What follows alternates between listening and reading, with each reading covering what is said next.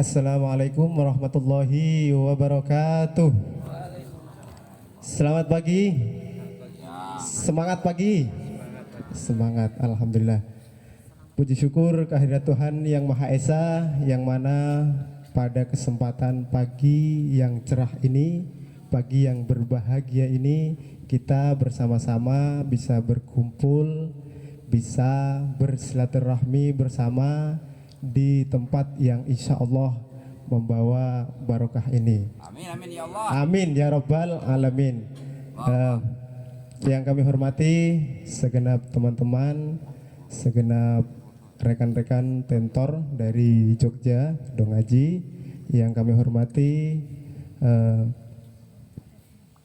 keluarga Bunga Jabe, yang kami hormati juga dan yang kami banggakan para peserta pelatihan batik khas Karimun Jawa.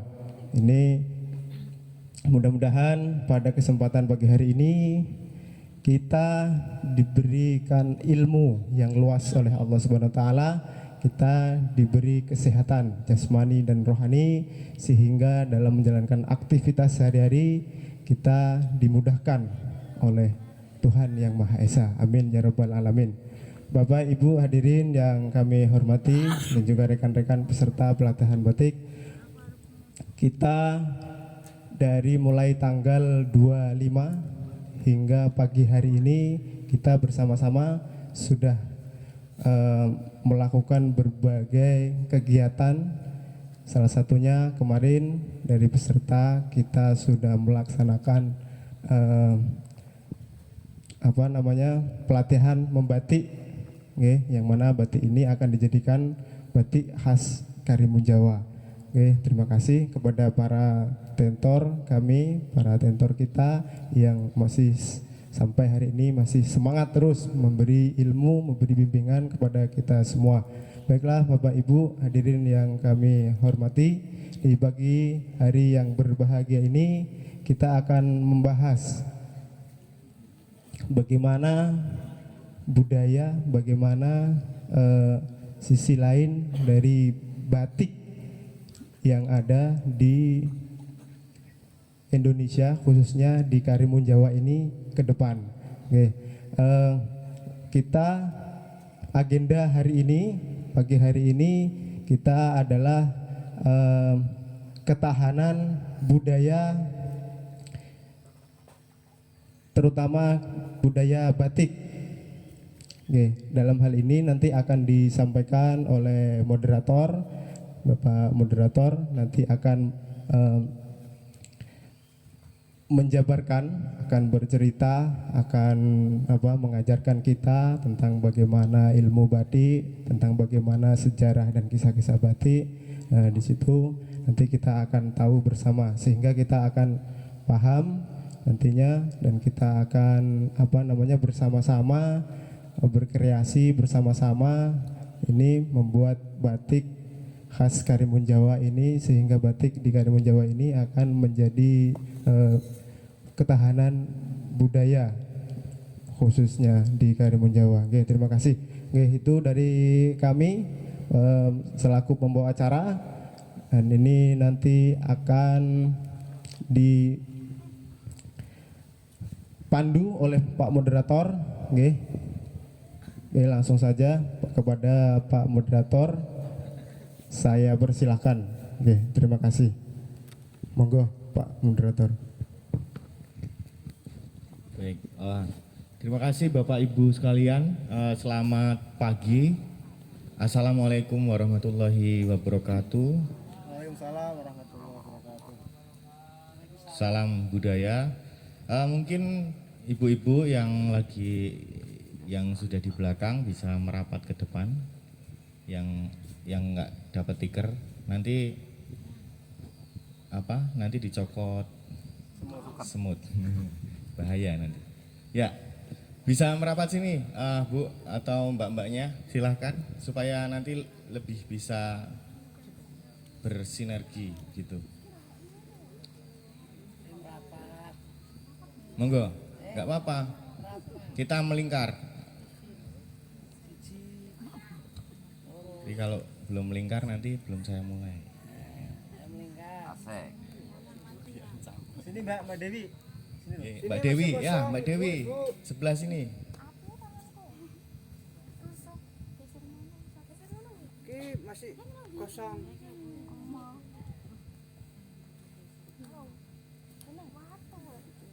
Iya, Dek, pindah aja. Nah, watu. Nggak apa-apa, di situ ada watu, digeser saja sini.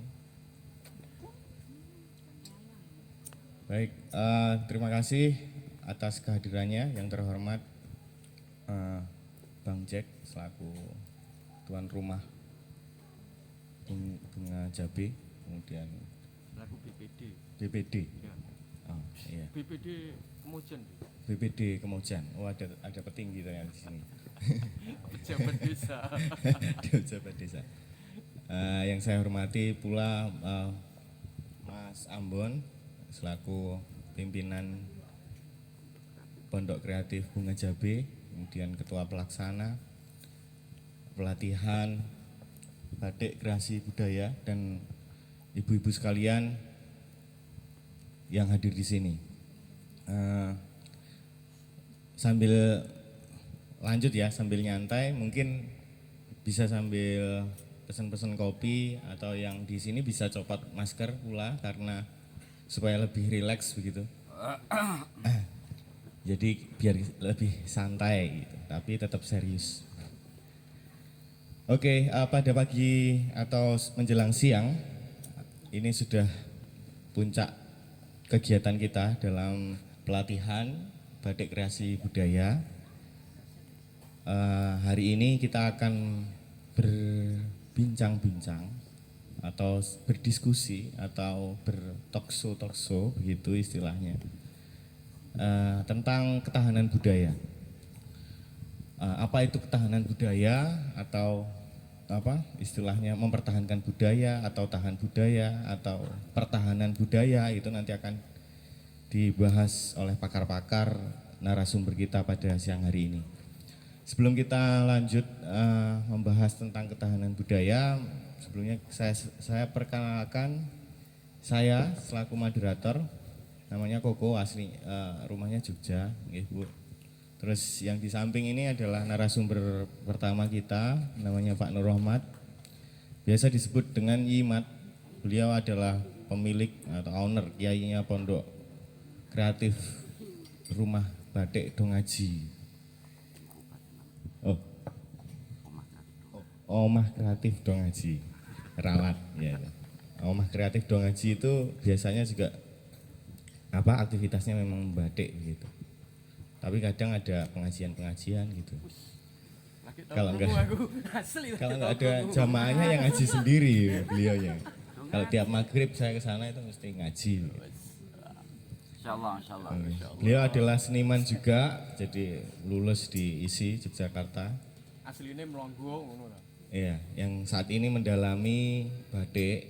Kemudian beliau juga berinovasi menemukan batik dari cap kertas.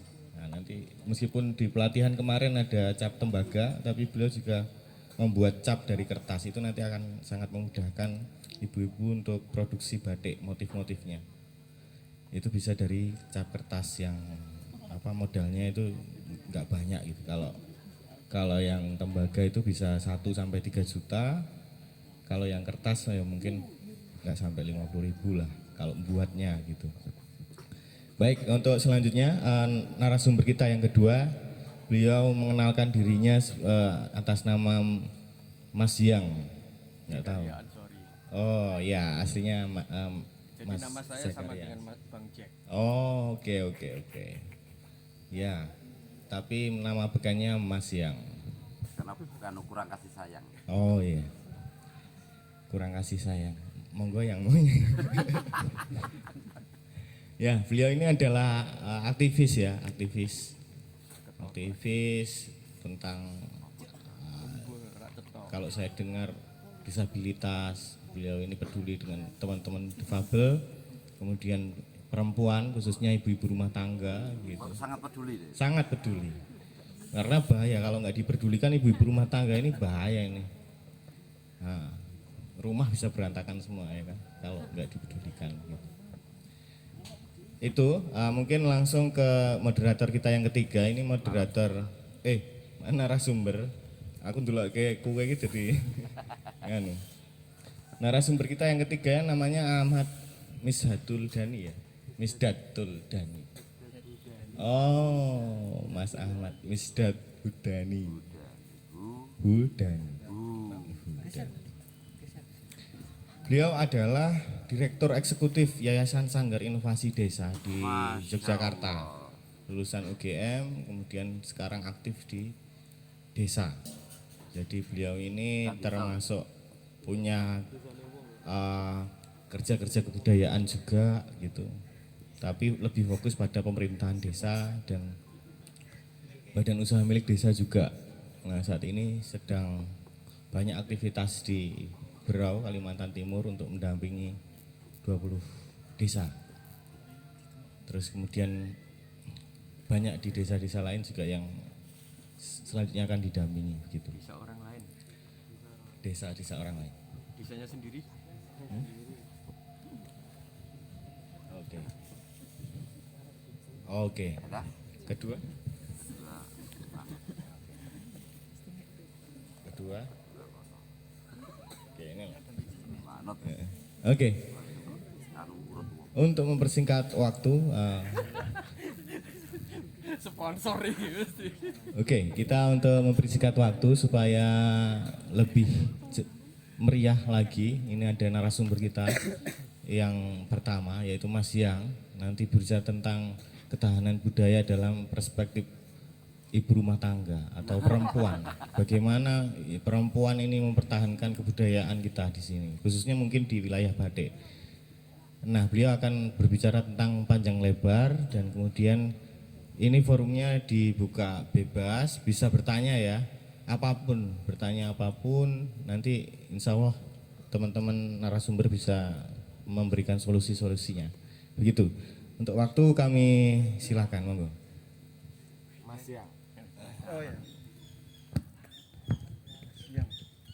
Oke, baik. Assalamualaikum warahmatullahi wabarakatuh. Assalamualaikum. Alhamdulillah, salatu wassalamu ala rasulullah amma ba'd.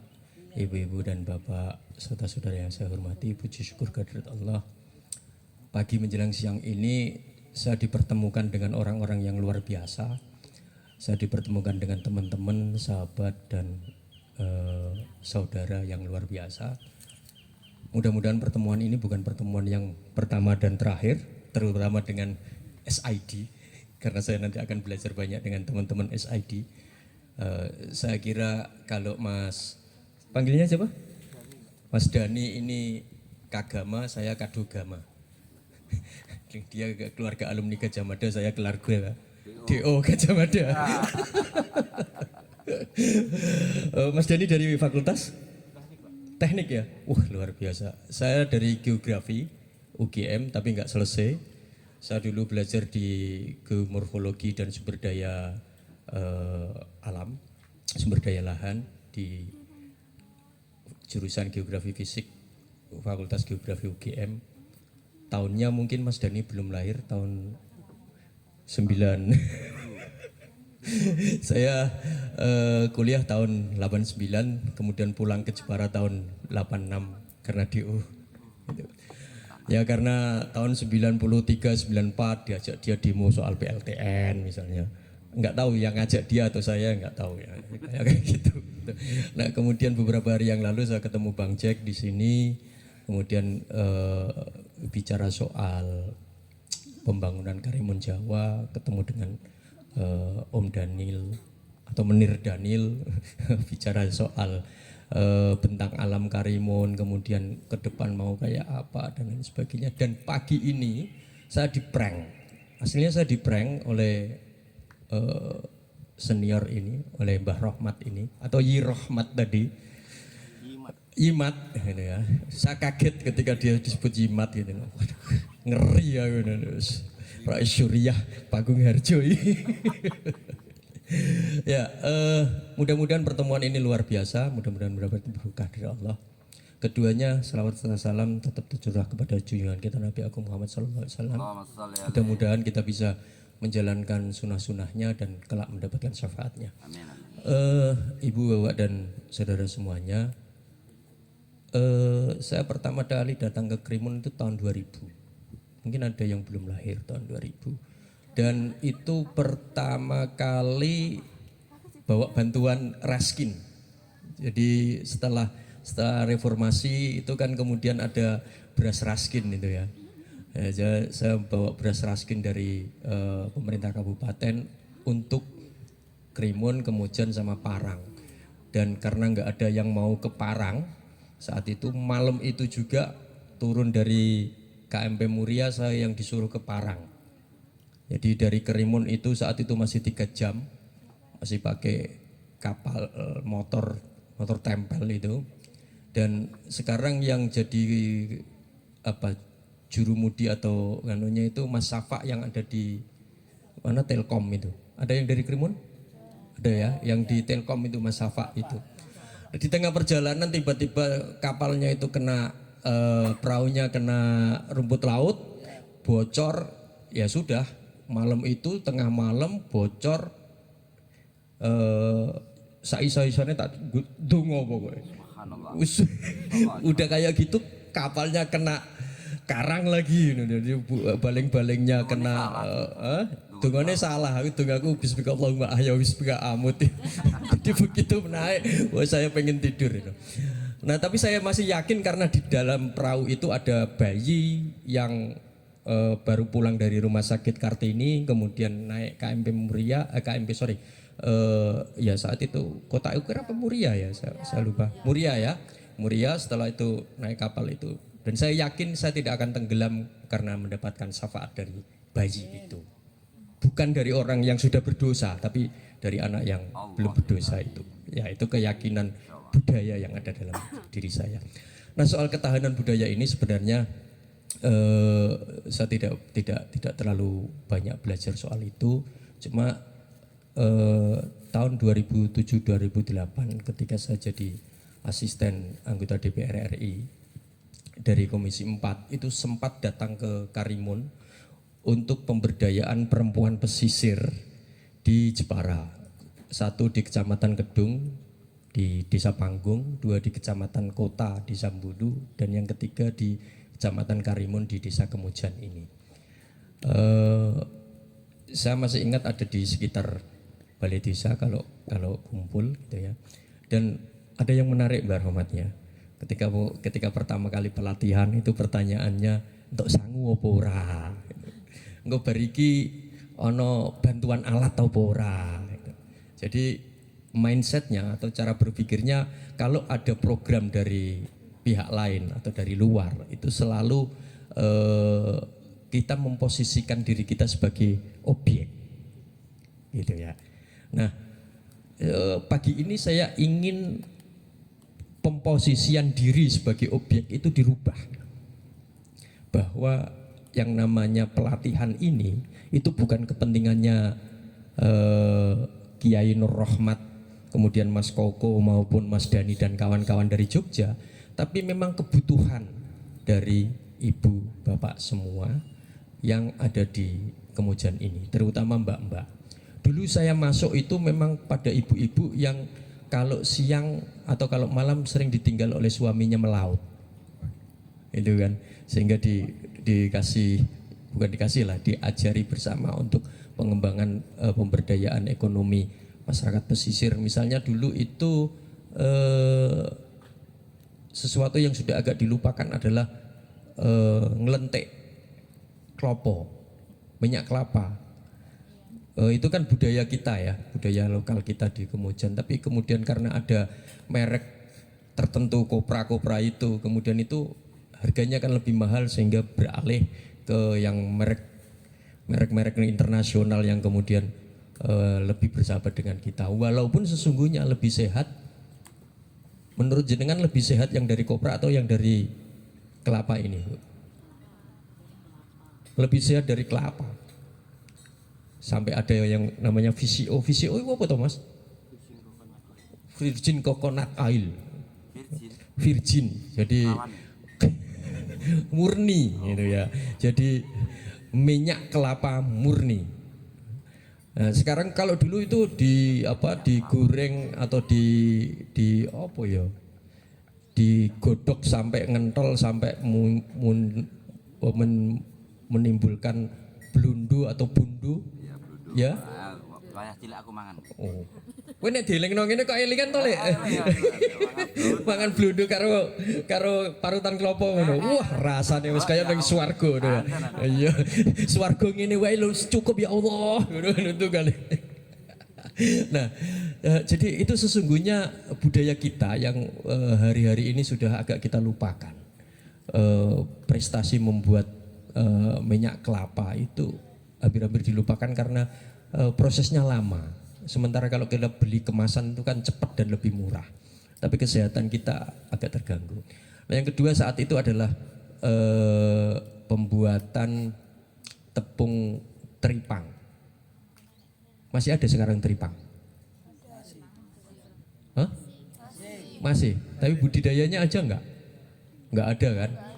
Ya, karena apa itu lumpur, karena salinitas, karena kejernihan air laut yang semakin berkurang gitu ya. Yang ketiga saat itu budidaya rumput laut.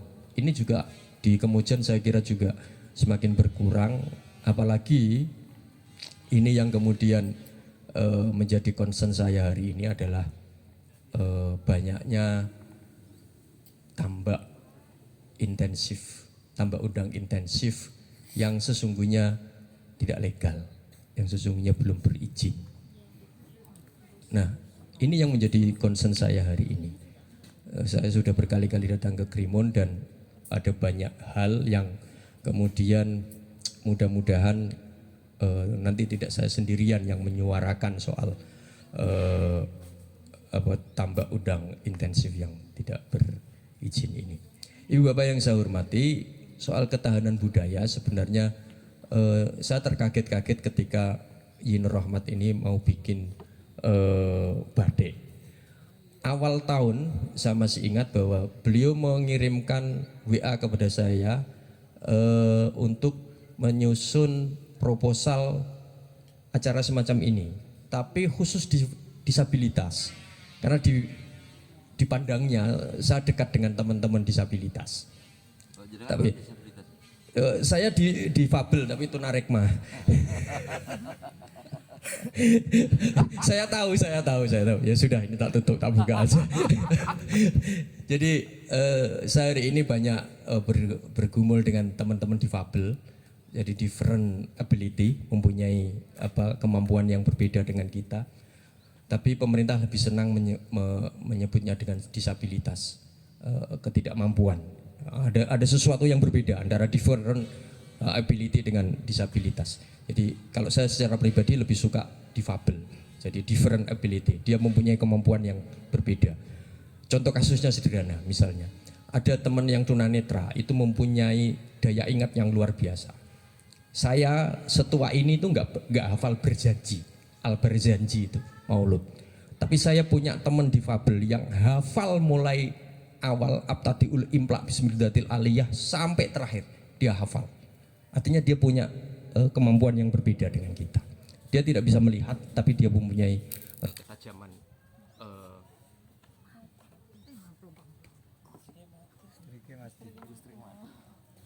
Mempunyai ketajaman daya ingat yang luar biasa.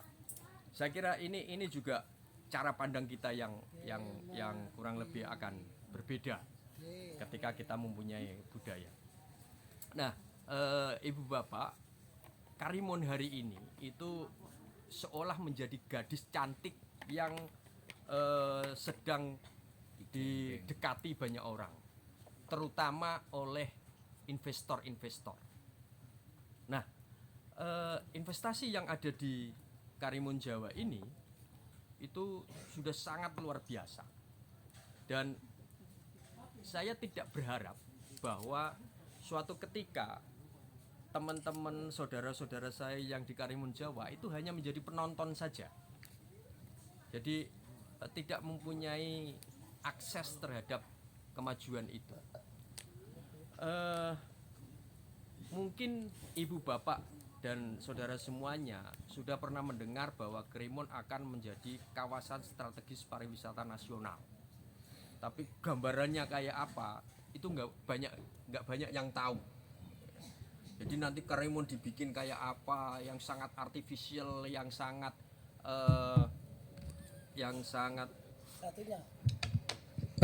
yang Karimun ke depan itu dibikin seperti mungkin gambaran dari orang-orang di Jakarta sana itu Karimun mau di Maldives tulisannya. Jadi sebuah negara kecil di mana itu Mbak? Maldives. Cedak Bangsri lah kira-kira begitu. Jadi ada negara kepulauan kecil yang kemudian sektor utama dari pendapatan nasionalnya itu dari sektor pariwisata, dan itu kayaknya mau di copy paste ke Karimun Jawa. Yang terakhir yang saya baca sudah ada perpres tentang pengembangan Karimun Jawa, dan saya khawatir kalau ibu, bapak dan saudara semua, saudara-saudara saya yang ada di Karimun Jawa ini hanya menjadi penonton. Bahkan diskusi saya dengan Bang Jack sama Bang Ambon di sini, ini akan ada apa ya, bahasanya itu tinggi banget, filosofis. Ini tuh pasti ada pemiskinan struktural. Wah, ngeri nih, saya bilang gitu, ngeri. Dan ini sudah dimulai. Sudah dimulai misalnya kabar yang paling mudah adalah mau dibikinnya embung di Legon Lele ya Bang Cek ya. Jadi mungkin teman-teman ini ada teman sahabat saya, sahabat Ansor, sahabat Banser, tolong nanti diorganisir melalui Mas Fahrur dan kawan-kawan bahwa oke, kita butuh air. Kita semua di Karimun Jawa ini butuh air. Tapi kebutuhan itu bukan melalui embung yang sangat besar yang nanti akan merusak landscape dari perbukitan di Legon Lele gitu ya. Tapi kita butuh air yang benar-benar sesungguhnya tidak merusak alam. Artinya apa? Air hujan di Karimun Jawa itu, ibu dan bapak yang berada di Karimun Jawa, 1 tahun itu musim penghujannya berapa bulan kira-kira? Pasti tidak lebih dari 3-4 bulan. Curah hujan di Karimun Jawa itu tidak terlalu tinggi. Bagaimana air hujan ini agar tidak langsung ke laut, sehingga harus ditampung di perbukitan-perbukitan di Karimun Jawa. Sayangnya perbukitan di Karimun Jawa ini adalah perbukitan kapur tua, sehingga dia hanya bisa menyimpan tapi tidak bisa mengalirkan. Nah, ini kebudayaan, katamu kan kebudayaan uluhiyah menjadi harus dibumikan, kira-kira kan begitu. Probumisasi. Nah, ngeri ini. Jadi saya sepakat kalau ada embung, tapi embungnya adalah kecil-kecil yang mengikuti topografi, mengikuti lereng. Ibu dan bapak pernah ke Sunan Nyamplungan? Pernah ya? Saya kira kita semuanya pernah ke Sunan Nyamplungan. Itu kalau di bawahnya makam itu kan ada air, ada sumber air. Nah itu dulu itu kan pasti di kilong gitu ya, belik dikasih cek dam. Saya kira ini tugas teman-teman Ansor nanti. Saya akan bilang sama Fahrur, ayo kita cari belik-belik yang dulu ada. Kita kok ketua Ansor atau ngancam-ngancam Ansor terus? Wah, aku pembina Ansor.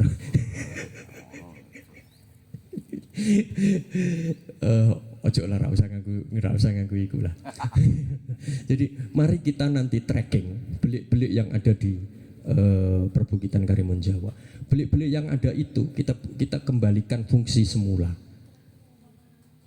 Fungsinya adalah menampung air, sehingga nanti air itu kan mengalir sesuai dengan gravitasi bumi ya. Air itu kan selalu ke bawah gitu. Nah, bagaimana agar supaya dicegah dulu jangan sampai cepat ke laut. Jadi dibikinkan cek dam gitu. Atau nek bahasane kene apa ditambahi cilik-cilik gitu loh, Bang. ya kayak gitu. Tapi mengikuti kontur dari perbukitan. Nah saya kira itu budaya pertahanan budaya nenek moyang kita.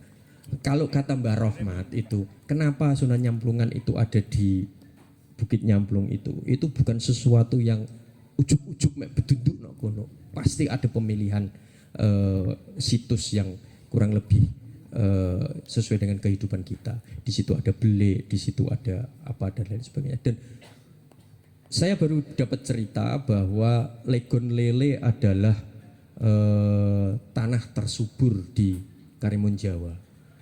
Maka kedatangan saya hari ini sebenarnya saya mau ke Legon Lele untuk melihat itu. Menir Daniel mau mengantar kapan saya nggak tahu. Yang dulu saya datang karena faktor U yang datang ke sana teman-teman. Nah, Ibu Bapak dan sahabat sekalian, jadi penciptaan dari Kiai Rohmat tentang motif batik Karimun Jawa ini sesuatu perlawanan saya kira. Lawan sebut. Perlawanan budaya terhadap investasi yang luar biasa. Jadi perlawanannya ada di dua. Perlawanan melalui budaya membatik yang kemudian ibu dan bapak di rumah itu bisa mengerjakan terhadap investasi yang akan masuk ke Karimun Jawa luar biasa. Nggak tahu apakah nanti akan dilanjutkan atau tidak oleh Kiai Rohmat atau justru ibu-ibu yang mempunyai keinginan sendiri. Saya kira ini akan lebih kuat kalau ibu-ibu mempunyai keinginan sendiri atau mbak-mbak mempunyai keinginan sendiri untuk mengembangkan batik ini sehingga tidak terbelenggu atau tidak tergantung dari kehadirannya Bang Rohmat atau tidak. Gitu. Nanti belajar sendiri melalui sanggarnya Bang Jack, sanggarnya Bang Ambon. Harus dilanjutkan. Semangatnya semangat perlawanan Bang Jack ya. Nah, melawan itu bukan sesuatu yang buruk ketika kita melawan sesuatu yang menurut kita yakini itu tidak pas. Katakanlah begini, hari ini banyak pembangunan yang ada di Karimun Jawa, tapi apa yang terjadi adalah pengrusakan, terutama pengrusakan terumbu karang. Serius ini Mas Dani, terumbu karang kita di Karimun Jawa yang dulu terbaik, sekarang saya tidak tahu. Bahkan dulu dengan Bunaken itu lebih baik Karimun Jawa. Spesies teripang se-Indonesia dulu terbanyak adalah Karimun Jawa, 18 spesies. Sekarang mungkin tinggal 8 atau 10 spesies saja. Kenapa itu terjadi? Ya karena kesombongan dan keserakahan kita. Mudah-mudahan kesombongan dan keserakahan itu tidak menurun kepada anak cucu kita. Kita sadar betul bahwa kita hidup berdampingan dengan alam, bukan menguasai alam. Nek cara Mbah Yimat itu al-alam kan masih wallah. Apa itu Mbah? Alam itu selain Tuhan lah kira-kira begitu. Jadi kita hidup berdampingan. Ada alam yang hidup, ada alam yang tidak hidup. Ada benda mati dan ada benda yang tidak mati kira-kira begitu. Nah kalau bahasa tadi sinergitas itu janjane apa toh Mbah? Sing mau sinergitas mau sapa? Janjane apa toh sinergitas itu? Nah ya bagi saya adalah kita hidup dengan berdampingan dengan alam. Alam kita indah, kita diberkati. Saya merasa bahwa Karimun itu sepenggal surga yang ada di Nusantara.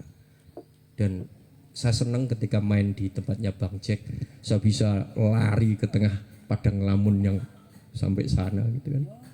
Ini kan sesuatu yang luar biasa yang tidak pernah saya temui di daratan Jepara, adanya ada di Karimun. Nah, Ibu Bapak yang saya hormati, lanjutkanlah budaya membatik ini. Kenapa? Karena dengan membatik, terutama batik tulis, diwarai batik tulis ora Le? Ora. Aduh. Ya rumah saya ngecap rak budaya. Iya. Enggak, maksud saya begini. Inilah susahnya di prank itu kayak gini. Jadi orang dikandani asale piye tiba-tiba di prank. Ngomongnya kan terus kelira-keliru. Jadi saya membayangkan bahwa membatik itu adalah menyelami diri kita. Membatik itu kan perlu kesabaran, ketekunan. Itu saya memahaminya sebagai kita menjadi diri kita sendiri. Ngono ya, Mbak ya? Saya kira itu saya kira itu nanti kesannya aku menyeramai Mbah Nur jadi nggak enak, dia gagal ngeprank saya. Ya saya kira itu, mudah-mudahan saya masih berharap mudah-mudahan ini terima kasih Bang Jack, saya masih mudah-mudahan saya dianggap saudara di sini sehingga saya kalau datang ke sini ya makan dengan gratis, pulang nyuci piring sendiri gitu. Enggak, sehingga saya bisa diterima di sini, kemudian ya suatu ketika saya pasti akan datang ke sini lagi. Demikian kurang lebihnya, mohon maaf, saya kira saya tidak bisa menjelaskan lebih jauh, tidak bisa menerangkan, mudah-mudahan bisa ada diskusi dan lain sebagainya. Gitu ya Mas Koko ya. Waktunya sudah kelewatan. Oh enggak, sampai pagi. Aja ngono ra Mas. Iki wis diprank arep mbok prank meneh ngono. Ya, saya kira itu. Terima kasih. Saya nanti akan belajar dengan Mas Dani soal pengelolaan BUMDes di Panggung-Harjo. Mudah-mudahan juga bisa diterapkan di mana itu di Kemujan sini. Saya kira kebetulan Menteri Desanya itu kan senior saya, dan tahun 2022 itu fokus di pengembangan BUMDes. Saya kira itu. Assalamualaikum warahmatullahi wabarakatuh. Waalaikumsalam warahmatullahi wabarakatuh. Ya, terima kasih Mas Yang. Banyak hal yang sudah dibicarakan tentang ketahanan ya, dan beberapa sudah banyak, ternyata saya dengar dari Mas Yang itu banyak yang sudah dilatih keterampilan di sini, namun itu hanya sebagai angin lalu ya. Contohnya tadi ada dulu ya. Ini bukan beliau. Oh, bukan beliau. Ada minyak VCO, terus kemudian tripang, Rumput laut. ya pelestarian rumput laut ya. Nah, yang diinginkan Mas Yang pada hari ini mungkin ada perubahan besar di penerus ibu-ibu rumah tangga begitu, untuk merubah cara berpikir, pola berpikir bahwa ketika ada pelatihan itu sebenarnya jangan menganggap diri Anda sebagai objek, tapi ya ini kita saling memberikan ilmu pengetahuan yang dimana itu bisa dapat mempertahankan kebudayaan kita di sini gitu. Ya itu tadi. Mungkin yang dimaksud saya sinergi itu peran. Jadi mengerti peran begitu Mas, mengerti hak, mengerti tanggung jawab. Itu tadi. Saling mengerti, sadar peran begitu Mas. Oke, selanjutnya ada narasumber yang kedua, yaitu urut tua begitu. Ada Yenur Rahmat, di mana beliau nanti akan berbicara banyak hal tentang batik. Silahkan yang belum tahu warna, membuat warna coklat misalkan itu bagaimana, yang hijau itu bagaimana, nggak apa-apa, tanya aja. Syaratnya cuma ngacung, sebutkan nama, langsung boleh bertanya. Oke, monggo untuk waktunya. Tidak tanya dulu mereka. Hah? Nanti aja. Tanya ke saya dulu maksudnya. Oh. Boleh, siapa yang mau nanya dulu? Monggo, ayat-ayat kauniyahnya silakan.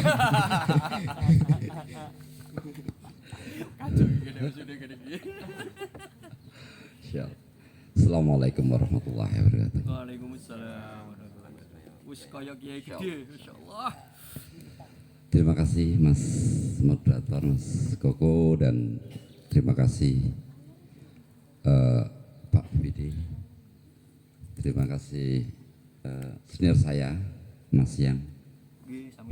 Saya banyak berguru tentang apapun itu. Mas Dani dan teman-teman yang ada di sini. Saya tidak pakar sepertinya, tapi saya menjalani hidup. Dan mudah-mudahan pada pagi hari ini menjelang siang ini majelis yang insya Allah memberkati kita. Kalau saya tadi disuruh ngomong batik ya. Oke. Jadi kalau kita bicara tentang budaya, jadi saya ralat tadi. Jadi batik itu bukan budaya, tapi produk budaya. Diekspresikan gitu. Jadi budayanya itu bukan batik, tapi itu produk budaya. Ekspresi melalui produk bernama batik. Gitu. Jadi budaya itu ada yang menyebut hasil dari budi dan daya. Lalu kemudian siapa yang membudidaya adalah manusia. Nah, manusia itu mempunyai tridaya yang kemudian kita tulis di situ cipta rasa karsa itu. Nah, cipta itu apa? Cipta itu adalah daya kekuatan untuk menggambarkan yang ada di awang-awang ini, ada di luar kita ini, untuk kita menciptakan makhluk baru gitu loh. Kalau Nabi Muhammad kan menghadirkan makhluk baru bernama Syekh Abdul Qadir Jailani untuk ketemu dengan Tuhannya gitu kan. Nah, kita bisa menciptakan makhluk baru bernama ornamen-ornamen, bahasa-bahasa rupa yang itu ada di blueprintnya Tuhan, ada di Lauhul Mahfuz kalau kata Mas Yang itu begitu. Itu daya kuat untuk menggambarkan. Kemudian dia ditambahi oleh rasa, kehalusan rasa kita. Karena art itu berbeda dengan seni. Karena art itu cenderung kepada only material, tetapi hanya material. Tapi kalau seni itu kehalusan budi, maka itu bisa disebut dengan jiwa ketok gitu. Nah, kemudian karsa itu adalah kekuatan untuk mewujudkan keduanya tadi. Karsa itu untuk mewujudkan keduanya tadi, karena tanpa ada keduanya maka tidak ada yang diwujudkan gitu. Nah, kemudian kayaknya di dunia itu hanya ada tiga terus. Nah, kemudian kebudayaan itu bukan berupa sesuatu, maksudnya softwarenya itu bukan sesuatu yang tidak bisa kita lihat. Bagaimana bisa dilihat? Maka harus dibumikan. Kalau kata Mas Yang tadi, dibumikan jadi. Gitu. Jadi nilai-nilai yang ada di alam, atau disebut tadi ayat kauniyah gitu. Ayat kauniyah ya apa gitu kan. Nah, itu dibumikan menjadi peranata sosial. Terus jadi aturan masyarakat, ada di aturan masyarakat. Jadi karena budaya itu tidak bisa berdiri sendiri, dia harus ada di masyarakat. Kalau sendiri belum disebut budaya menurut saya. Supaya aku rakyat protes aku menurut saya. Lalu kemudian nilai dan tata aturan masyarakat ini itu tidak bisa hidup kalau tidak didukung oleh adanya ekonomi. Maka kemudian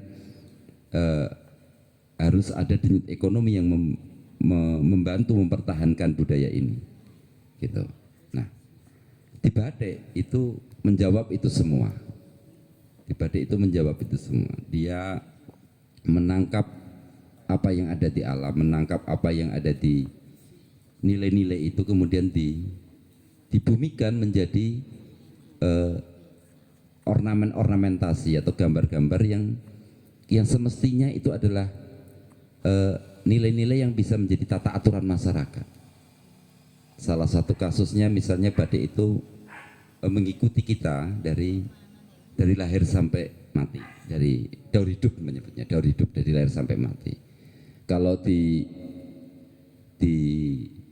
Jogja sana itu banyak kita jumpai di acara khitanan, di pernikahan. Ada. Jadi lahir itu harus dikai kain opo, sunat kain opo, ngelamar nganggo kain opo, motif apa gitu. Sampai engkau mati nganggo kain opo, sing layat nganggo opo. Kuwi ana kabeh. Nah, itu bukti bahwa nilainya dibumikan menjadi aturan masyarakat. Lalu kemudian batik itu seperti bangkai di lautan yang halal untuk dimakan siapa saja. Artinya dia itu mampu untuk menghidupkan nilai tadi, kemudian mampu untuk mensejahterakan masyarakatnya begitu. Nah,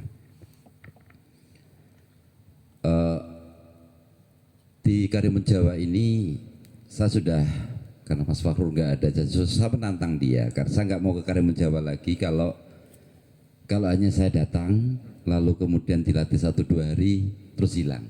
Saya menantang itu. Lalu di setahun sebelum corona itu ada rencana untuk mengadakan pelatihan ini, dan kemudian diresponlah menjadi sebuah kegiatan ini. Gitu. Jadi kepada teman-teman dan ibu-ibu, jadi apa yang kita ciptakan bersama-sama ini, motif khas Karimun Jawa ini adalah mencoba kita ambil dari simbol-simbol yang ada di masyarakat Karimun Jawa, baik itu simbol yang bisa kita lihat atau simbol yang nanti kita ciptakan. Itu yang saya sebut makhluk baru. Jadi kita itu koyo dukun sing jipuk keres lho, gitu loh. Nah, kita itu iya, apa yang tidak dilihat kemudian kita rupakan menjadi yang bisa dilihat, menjadi ornamentasi.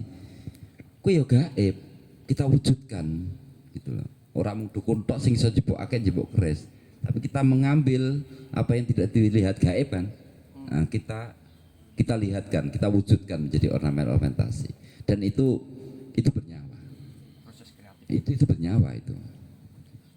Nah, di Karimun Jawa itu bisa mengangkat lokal konten, bisa mengangkat nilai-nilai lokal yang itu dibangun dari masyarakatnya, gitu. Nah, ini adalah salah satu cara untuk mempertahankan kebudayaan tadi. Ada banyak cara gitu. Kalau Mas Yang kan memang orangnya sangat kritis, jadi data-data tadi itu sangat asik gitu. Jadi saya memang sangat sedih ketika saya membayangkan kita tidak menjadi tuan rumah di rumah sendiri. Itu sangat ironi gitu kan. Bagaimana kita mengepung itu dengan sesuatu yang menarik, ya, sesuatu yang bermanfaat bagi diri kita, sesuatu yang bermanfaat bagi masyarakat, dan bermanfaat untuk diri kita ketemu dengan Tuhan. Jadi batik itu adalah, kalau saya itu batik itu mempercepat untuk kita pintar. Jadi diusahakan kudu. Jadi belajar berpikir terbalik itu kan nggak biasa gitu. Kalau di batik harus berpikir terbalik karena memang desainnya dibuat dari terbalik. Maka kemudian batik adalah kitab nek diwalik. Ngono. Kandhane. Tapi kan iso maca kok kentengen, iso maca kok kiwa. Ayo ambigram jeneng. Gitulah kira-kira. Jadi mari teman-teman Karimun Jawa dan Kemojan itu melalui batik ini kita ekspresikan nilai-nilai yang ada di Karimun Jawa, tidak sekedar indahnya saja, wapi, tapi ternyata di dalam keindahan yang nampak oleh mata ini kita selipkan keindahan-keindahan yang ada di dalamnya. Ada doa-doa untuk alam, ada doa-doa untuk antar manusia, gitu. Ini menarik. Gitu. Ini salah satu bentuk dari kita mempertahankan budaya kita. Jadi yang terus hidup itu bukan kainnya, bukan visualnya. Yang terus hidup itu adalah nilainya. Saya yakin Karimun Jawa dengan banyak suku di sini ya. Itu pasti kaya akan itu, pasti akan kaya akan nilai-nilai yang masih berserakan ini, lalu kita mencoba meramu untuk kita hadirkan gitu. Dan leluhur kita itu pasti membentuk kita hari ini, dan tidak mungkin kita menyerahkan ke leluhur kita lagi untuk membentuk masyarakat yang akan datang gitu. Jadi kita siapkan, kita ramu kebudayaan hari ini untuk bisa dibuat pegangan masyarakat yang akan datang. Mosok kene ya mung rak duwe karya ngono. Mosok karyane luhur tok. Terus nyes-nyoh nang golek dhewe ngono Yesus. Jadi begitu melalui karena seni atau kemudian itu salah satu wasilah atau salah satu jalan yang halus menurut saya, yang paling halus untuk bisa masuk ke apapun itu, menurut saya begitu. Angel ini sing wasilah angel. Nah kok kandani ngono mau kok. Oke ya. Bariki kudu wasilah rek Indonesia nyamplungan kowe. Kowe urung kok. Siap. Oke. Semoga kalau saya teruskan nanti para tamu sudah bosan dengan saya gitu. Tapi karena memang beginilah saya bukan alat pemuas, semoga teman-teman tidak puas. Terima kasih. Assalamualaikum warahmatullahi wabarakatuh. Waalaikumsalam warahmatullahi wabarakatuh. Tepuk tangan untuk Yimat. Ya bicara bosan ya bosan ya sudah 7 hari soalnya ketemu terus dengan beliaunya begitu. Baik, batik adalah sebagai produk kebudayaan gitu. Jadi dalam intinya kebudayaan itu tadi ada 3 hal, trilogi kebudayaan gitu, Digdaya ya, Tridaya. Jadi ada cipta, rasa dan karsa. Umpamanya kalau ciptanya itu kopi, ada gelas kopi di situ, terus rasanya ini ada ngombe kopi, rada pahit-pahit nikmat, kemudian ketika seret kita melakukan peminuman kopi itu karsanya begitu, kira-kira begitu ya. Yeah. Ya itu bisa dibuat, proses itu bisa dibuat untuk membuat motif atau meletakkan bagaimana cap itu di sisi mana yang harus dicap gitu, supaya menjadi instalasi doa. Wah, iso juga begitu. Tadi ada bicara tentang peranata sosial juga, terus kemudian ada dukungan denyut ekonomi gitu. Kalau di darat beberapa orang petani-petani sebelum setelah menanam musim tandur, kemudian ada menunggu di musim panen, ibu-ibu, bapak, ibu-ibu khususnya itu nyambi batik, nandure ning kain gitu. Setelah nandur di sawah, sawahnya diganti kain. Mungkin bisa diduplikatif di sini ketika mongso lautnya kita nelayan, cari ikannya, kita mencari ikan di kain. Itu juga menjadi denyut ekonomi bagi kita semua. Gitu. Ketika baratan begitu, wis gak ono iwak, ngono ku, kemudian ya wis iseng-iseng ngecap batik, atau ketika purnama datang tidak ada ikan, kita ngecap batik. Itu menjadi tambahan ekonomi rumah tangga, begitu Ibu. Jadi terus jangan berhenti sampai di sini begitu. Nanti kalau kain bisa pesen Yimat ya. Bahan malam itu kayaknya. Masuk. Karo tak promosi ki persenane piro. Iya jelas. Gitu ya Bapak Ibu sekalian, mungkin seleng-seleng ya sebelum ada narasumber kita yang ketiga, mungkin ada yang bertanya nih, kok kirane tadi pembahasannya itu rada mumeti begitu. Pancen mumet, aku sendiri juga enggak dong sebenarnya. Terlalu tinggi kayaknya, iya kan? Nah, monggo yang mungkin aku ki gak mudeng Pak gitu kan. Mudeng, aku ki urung mudeng warna, gawe warna ijo iki kepiye kayak gitu. Boleh bertanya begitu. Silakan, saya buka satu pertanyaan dulu sebelum dilanjutkan di narasumber. Monggo, Ibu yang di sana, Mbak E, Mas E, Bapak E. Yang di sana. Silakan, ada yang kebingungan atau sudah bisa semua? Atau malah nggak mudeng semua ini? Silakan. Ya.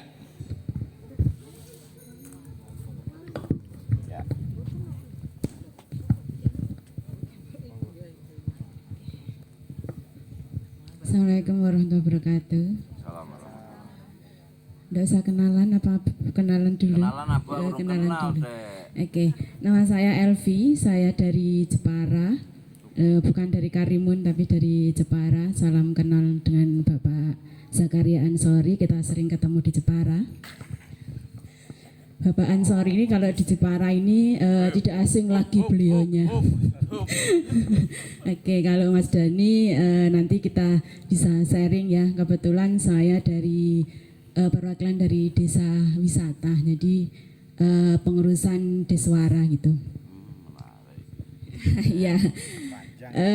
Untuk Karimun Jawa khususnya acara pagi hari ini saya memberikan apresiasi yang sangat luar biasa untuk mengangkat desa Karimun nggih, untuk Karimun Jawa ini image Karimun Jawa pada zaman dulu perempuan itu biasa di rumah dan petan-petan. Nggih, ya itu image-nya itu. Jadi ini ada pelatihan yang membatik ini begitu luar biasa untuk pemberdayaan masyarakat di sini. Mudah-mudahan nanti dengan hadirnya batik ini menjadikan ekonomi kreatif dari Karimun Jawa tersendiri selain hasil laut gitu ya. Yang untuk untuk membatiknya, batik ini saya lihat sudah luar biasa Pak, luar biasa. Dari tadi malam itu saya kaget yang tampilan budayanya yang disemprot catnya itu, tapi hasilnya ini luar biasa. Ada yang di sana ya itu kok bisa gitu, itu prosesnya seperti apa? Seperti apa? Ini kita perlu belajar banyak dari Bapak Rohmat ya. Mbah Rohmat itu. Ini mudah-mudahan pelatihan pada mulai tanggal 25 ya kalau tidak salah. Ya, itu tidak hanya sekedar pelatihan untuk saat ini karena semangat hadirnya pelatihan batik, tapi berjuang atau kita prosesnya membatik ini kita ayo jadikan budaya di Karimun Jawa, terutama yang di ini ya, wisatawannya yang datang ke Karimun Jawa itu jangan hanya membawa oleh-oleh sekedar ikan asin. Nah ini yang dari Karimun Jawa. Nah ini sudah hadir batik-batik yang sangat luar biasa. Mudah-mudahan pecinta Karimun Jawa tidak hanya sekedar menikmati lautnya, tapi sudah menikmati batiknya gitu. Jadi sekalian untuk menikmati indahnya Pulau Karimun Jawa dan membawa oleh-oleh dari Karimun Jawa berupa batik gitu. Jadi ini yang insya Allah kalau kalau kita bisa komunikasi terus tentang ini, Kemujan juga masuk di desa wisata. Ini sudah masuk di Kabupaten Jepara karena sebetulnya Karimun Jawa ini kan jadi desa wisata pengembang. Ternyata belum masuk ke arah sana, itu sangat disayangkan gitu. Ini ya yang harus dikembangkan lagi untuk desa Karimun Jawa gitu. Kemujan dan Karimun Jawa itu memang sudah masuk di desa wisata. Pengembangan, kebetulan saya di pengembangan inovasi dan pengembangan produk. Jadi nanti kita bisa sharing, bisa untuk membantu pemasaran dan marketingnya untuk produk batiknya ini sendiri. Nanti bisa masuk di galeri Deswara. Nanti semua pariwisata nanti bisa produk-produk dari desa wisata bisa dimasukkan di galerinya Deswara gitu. Jadi sambil promosi tempat wisatanya dan promosi produk-produknya desa wisata. Ini yang kami berharap dari desa wisata ini itu nanti bisa kerjasama dengan BUMDes. Selama ini yang desa wisata itu belum bisa kerjasama dengan BUMDes. Masih berjalan sendiri-sendiri, desa wisata untuk BUMDes ya jalan sendiri, punya program sendiri, padahal desa wisata itu juga bisa masuk di BUMDes ya Mas Dani ya. Itu ini yang pemahaman ke masyarakat, pemahaman ke terutama Bapak desanya sendiri itu petingginya itu masih ini Sing cetha. masih belum nyambung gitu. Itu anggarannya nanti seperti apa, pengelolanya seperti apa itu yang nanti saya tunggu penjelasannya dari Mas Dani gitu. Nggih, ini terima kasih dari saya. Mungkin ada Durung maparno takok. banyak tanya gitu. Itu terima kasih. Wassalamualaikum warahmatullahi wabarakatuh. Bu siapa? Oh, aku juga Dari jadi dinas. Dinas Pariwisata. Iya, Baik, terima kasih Bu Evi dari Dispar Jepara ya. Mungkin memang ini ya, istilahnya kita harus lawan dengan badik ini kan, gitu kan. Oke, titipan untuk perangkat desa itu supaya memakai seragam batik khas Karimun begitu ya, yang sudah diciptakan. Ini kan butuh denyut ekonomi ya. Jadi ini menjadi aktivitas sinergi. Sinergi meneh iki. Soalnya era sinergi pecah iki. Berkelindan lah, Berkelindan. Perangkat desa nggo seragam batik motif khas Karimun. Anak sekolah SD sampai SMA punya seragam batik khas Karimun. Wisatawan wajib pakai batik khas Karimun, minimal selendang kan gitu. Sip gue. Terima kasih. Ini yang ditanyakan oleh kepada Mas semuanya ya. Ya nanti sekalian Mas Dani memaparkan, nanti beberapa nanti dibantu oleh Mas Yang dan Yimat untuk membantu menjawab pertanyaan. Satu dulu pertanyaan, nanti disambung oleh Mas Dani menjawab dan memaparkan dahulu, kemudian menjawab. Nanti ada pertanyaan berikutnya, silahkan unek-uneknya disampaikan gitu. Silahkan Mas Dani. Elek sapa terakhir? Takoni malahan. Assalamualaikum warahmatullahi wabarakatuh. Selamat siang. Ini belum ngomong sudah dapat pertanyaan. Dan niki sebenarnya saya yang paling muda. Sebenarnya ini semi ngetes kulo, Mbah. Yimat niku ngetes kulo niki. Jadi Ora lho yo. tapi karena ini bukan pendadaran nek salah di niku nggih, diluruske nggih. Pertama ngeten soal kebudayaan ya. Sebenarnya yang menyambung ke Pak Rohmat tadi Yimat bahwa batik itu produk budaya, artinya kesenian itu tidak sama sebenarnya dengan kebudayaan kalau yang saya ketahui. Kesenian itu hanya ekspresi budaya. Sementara budaya itu memang tata nilai atau disebut salah satunya peranata sosial yang ada di masyarakat.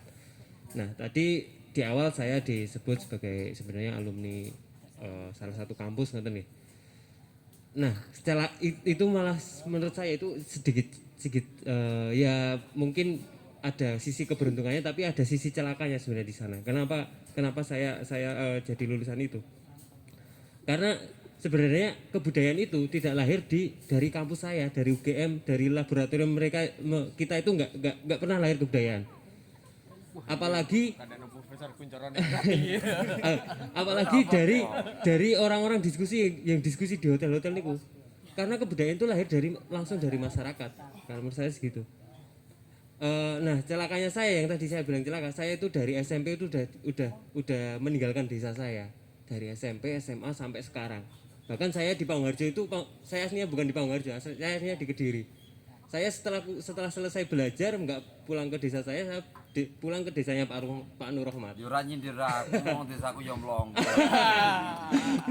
Nah, seperti itu.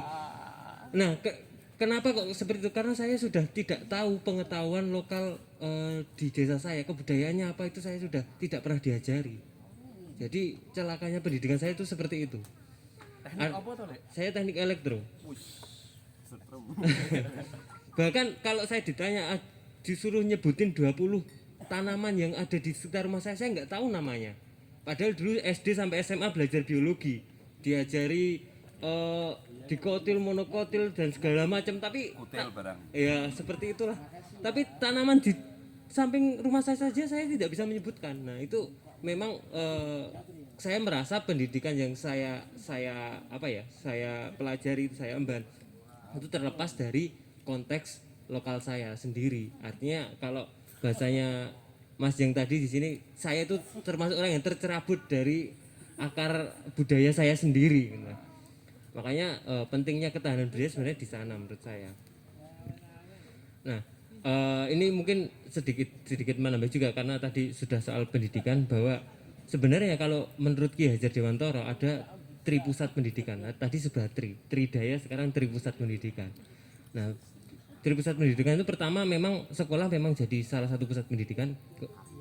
Kemudian ada keluarga, yang ketiga itu masyarakat atau komunitas sosial.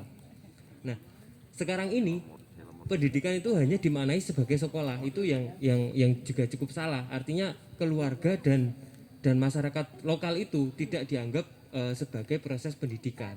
Makanya saya mungkin kalau di awal tadi agak saya sebenarnya agak terganggu dengan kampus saya sendiri seperti itu. Bisa jadi ibu-ibu di sini, mbak-mbak di sini itu lebih pintar dari saya soal pengetahuan Karimun Jawa. Makanya itu karena pengetahuan lokalnya di sini lebih jalan. Saya sudah nggak tahu rumah saya sekarang lagi nandur apa ya orang ngerti.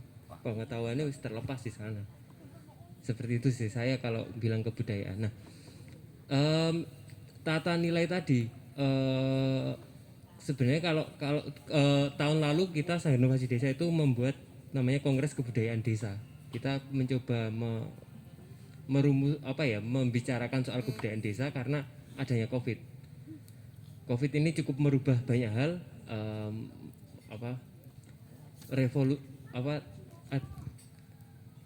semua tatanan itu dirubah tanpa teriakan revolusi. Kita bicaranya seperti itu. Akhirnya itu Kongres Kebudayaan Desa ini coba membahas ini sebenarnya peluang untuk desa menyuarakan. Kebudayaan keberapa ya? Pertama, Kongres Kebudayaan Desa tuh. Iya, Kongres Kebudayaan Desa pertama. Nggih, di Kongres. Kan orang kedua tadi. Ada. Insya Allah sedang kita rumuskan tahun depan. Daftar melu. Iya. Itu mungkin soal kebudayaan itu ya.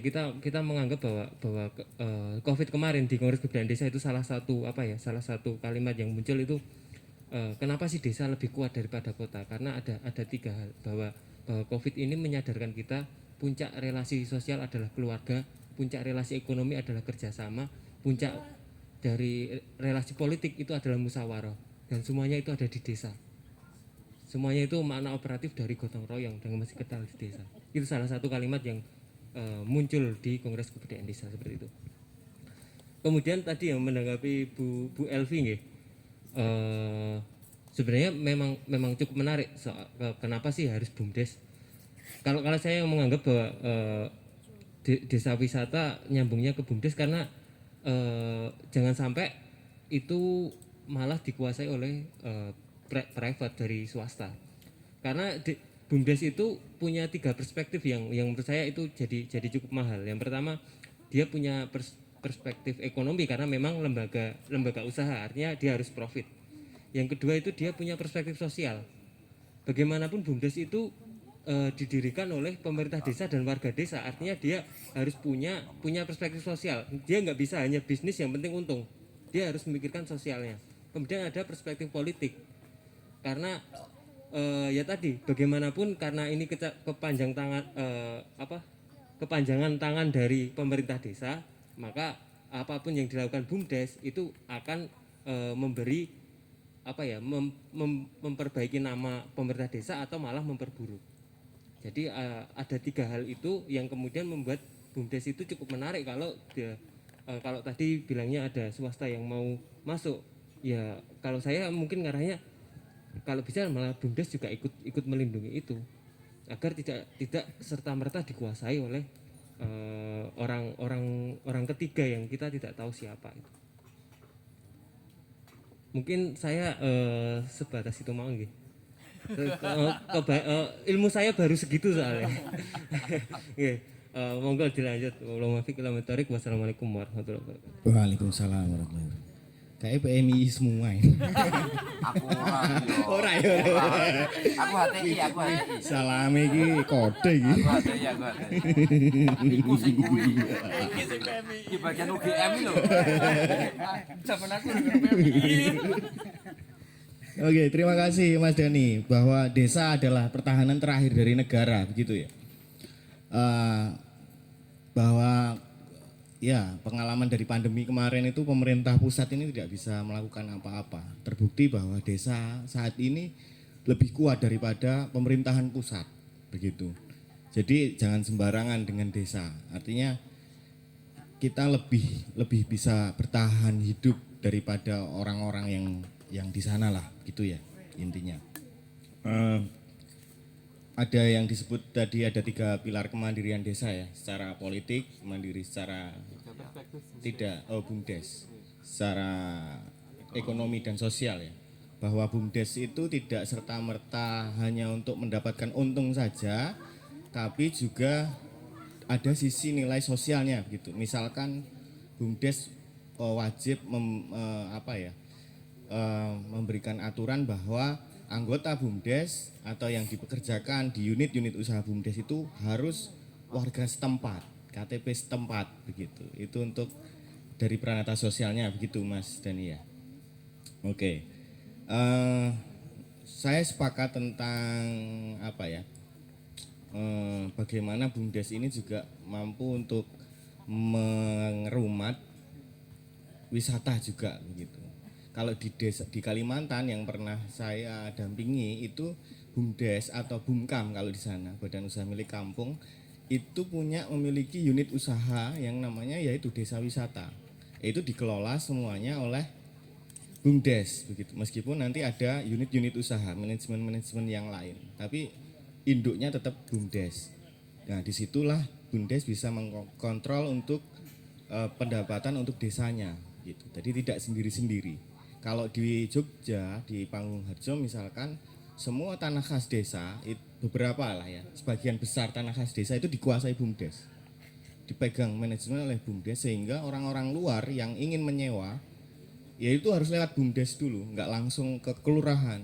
BUMDes dulu, baru nanti MOU dan lain sebagainya, lah nanti sebagian dana itu untuk BUMDes juga. Pengelolaan BUMDes, kemudian sebagian untuk pendapatan desa, begitu Ibu. Jadi memang harus gimana ini? Oke lah, mungkin ada pertemuan selanjutnya nggih, Bu ya. Selanjutnya ada pertanyaan lagi. Kok berat-berat pertanyaannya? Yang ringan-ringan itu loh, Mbak. Sudah bisa bikin warna merah? Apa melekot aku gitu.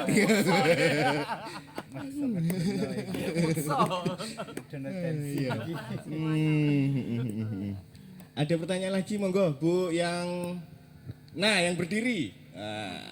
Silahkan dari Karimun ya. Monggo.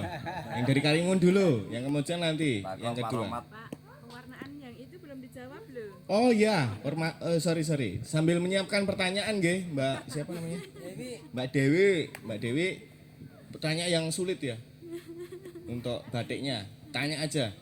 Nanti tapi setelah dijawab pewarnaan yang itu nggih. Ya, oh ya. Monggo ini langsung suhunya nggih. Silakan. Turun wahyu langsung. Jadi ceritanya begini, tak cerita nabi-nabi. Jadi kata teman-teman saya, kalau saya mengatakan sendiri kan kita sombong loh, keakuannya itu nampak itu. Tapi kalau kata teman-teman saya itu kan beda. Katanya saya itu sudah melakukan pelompatan-lompatan, gitu. Bukan rahmat tapi dengan ngaji lah. Yang pertama adalah sebenarnya ini adalah mutasi. Berubah ya, Pak? Jadi saya sudah beberapa kali di Karimun Jawa itu pentas Sedo Batik yang itu adalah idenya dari kolaborasi antara wayang dan batik gitu. Nah, kemudian mosok situ terus gitu kan. Lalu saya konsepkan itu berbeda melalui bantuan Bang Jack dengan filosofisnya Bugis itu apa Bang Jack? Empat sulapa. Kalau di Jawa kan ada 4 kebat 5 pancer gitu, maka tariannya jadi begitu. Nah, kalau teknik pewarnaan itu dulu Sedo Batik pertama tahun 2012 malam tahun 2013 itu baru memakai warna jenis naptol yang dia harus ada si laki-laki dan perempuan yang kemudian membuahkan anak bernama Warna. Nah, pada pewarnaan tadi malam itu memakai teknik jenis warna remasol yang dia adalah reaktif sehingga dia bisa memakai warna primer merah biru kuning saja dia bisa menciptakan anak-anak baru bernama tersier dan sekunder, bisa coklat, bisa oranye, bisa itu teknik pewarnaannya gitu. Kemudian jadi desa ini kemudian kesenian itu adalah salah satu pendukung dari desa wisata, karena setahu saya desa wisata dengan desa budaya itu beda-beda tipis gitu, mong royokan dodolan cara bahasaku. Jadi royokan dodolan karena produk yang dijual oleh desa wisata adalah produk budaya juga. Jadi kalau mau menjadi desa wisata maka dia harus kenal dengan 7 potensi desa budaya kalau menurut saya gitu kan. Nah, kemarin sempat ngobrol-ngobrol dengan Bang Kustam dari Dikadi, lalu saya tanya gitu kan, kalau di desanya Mas Koko dan Mas Dani yang di SID itu mereka punya standar bagaimana ekspresinya itu dapat nilai berapa, adminnya dapat nilai berapa, itu yang kemudian memberi nilai apakah dia sudah layak menjadi desa wisata, desa perintis, desa wisata atau bagaimana. Itu di situ ada. Maka saya sudah ngobrol dengan teman-teman yang ada di Kadomenja. Coba dipetakan ke-7 potensi itu. Misalnya ada seni pertunjukan, seni rupa, lalu obat tradisional, dolanan tradisional, makanan tradisional, heritage. Heritage itu bisa kuburan seperti Mbah Nyamplung, itu heritage. Bentang alam kita sudah kaya, ini juga heritage. Lalu ada sastra semacam literatur folklore atau apalah itu juga masuk potensi desa budaya. Jadi jane kan dodolan kuwi. Hari ini Karimun Jawa baru berapa titik yang bisa dijual. Bahkan itu lebih kasar lagi dieksploitasi nih cara aja direkam ya. Nggak maksudnya. Oh iya deng. Enggak maksudnya itu. Jadi eksploitasi eksplorasi. Jadi ketujuh potensi itu harus berkelin dan harus saling mendukung untuk menciptakan untuk menciptakan 3 utility tadi, 3 yang nilai, peranatan sosial dan denyut ekonomi itu harus menghadirkan itu. Jadi saya sudah sering sih pentas di Jepara karena saya juga masyarakat Jepara dulu KTP ku saya Yogyakarta soalnya. Atau Asli Jeporo, lahir Jeporo, aku racah Jawa, aku cah Muryo. Oke, kalau pewarnaan itu begitu. Jadi kenapa pakai teknik semprot dan sebagainya, karena nek disiram-siram boros. Ini baru pertama kali kita hadirkan di sini, karena biasanya kita pakai shadow. Ini kan konsepnya seperti tadi. Baru pertama kali karena aku rada bosen karo sidu terus udah di sini gitu. Oke, terima kasih, itu sih. Ya, itu tadi adalah teknik-teknik pewarnaan Bu Dewi, itu ya nanti bisa sinau lagi lah ya kita setelah forum ini. Jadi memang agak susah. Saya sendiri berbulan-bulan ikut dengan beliau itu nggak tahu pewarnaannya kayak apa, itu nggak tahu gitu. Jadi harus apa ya namanya batik, belajar itu tidak langsung jadi begitu. Bahkan di saat kita membatik sendiri pun itu harus ngesul gitu. Ketika kita punya rasa yang jengkel, emosi, kemerungsung itu gak tadi gitu. Bahkan kalau itu sudah menyatu dengan cipta rasa karsa, nilai batik itu bisa sampai ratusan juta. Saya pernah bertemu dengan Pak Sapoan di dikunjungi ya waktu itu. Pak Sapuan berkunjung dalam Kasapuan, berkunjung ke dalam Karohmatan kan gitu. Itu bercerita tentang batiknya itu 1 tahun lamanya, tapi satu kain batik itu bisa laku sampai 250 juta satu kainnya. Nah itu dengan mungkin ya saya pikir itu cipta rasa karsanya itu sangat diperhatikan sekali gitu. Oke. Pertanyaan berikutnya Mbak Dewi, pulangin Mbak Dewi. Wah, Mbak Dewi. Oke, ada pertanyaan lagi? Mungkin Mas, monggo Mas. Mas Wawan, tolong Mas. Mas Wan nyantai.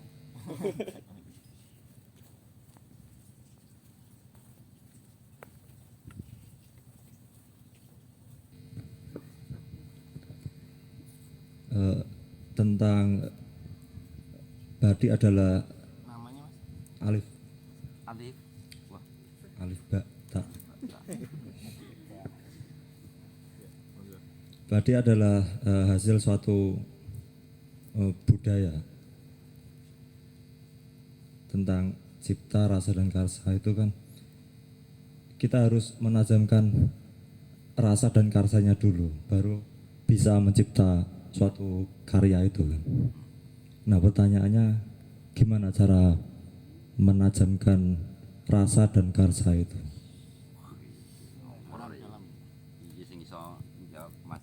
Iso aku ngerti. Sing tuwa dhewe Iso aku ngerti. Aku ora ahli batik kok, aku ahli batik. Oh iya, ada pertanyaan lagi mungkin?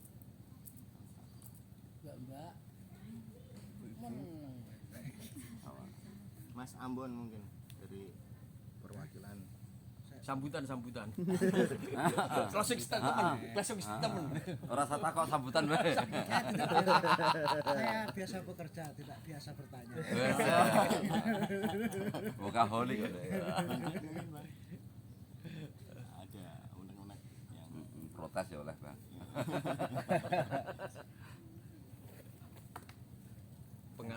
Pengalaman Bang Jack sebagai BPD terhadap BUMDes Kemujan. Waduh, kasihan ibu-ibu. Kasihan ibu-ibu. Wong Bang sing ape takok batik kok. Manggil ibu-ibu kok. Takone batik wae. Aduh. Sakone batik wae. Lah aku tak lempar kok. Aja desa. Yang untuk batik yang di sini itu proses apa tadi malam itu Remukan. remukan. Nah, itu yang belum tadi tak tes murid-muridnya tahu nggak ya seperti itu. Ada beberapa yang belum tahu dan memang saya lihat hasilnya nggak ada beda dengan hasil yang di Karimun. Itu yang untuk batik. Kalau untuk Artinya budaya, perlu pelatihan lagi khusus remukan di Kemujan. khusus ya sepakat. Berarti aku ditahan ya. Jangan boleh pulang. Untuk budaya sebab apa namanya perlu sesuatu yang panjang, mungkin kita bisa diskusi khusus untuk itu. Dan saya sih berterima kasih aja adanya kejadian ini. Mungkin ini juga suatu takdir sebab untuk Kemujan batik hari ini untuk Karimun sudah sering.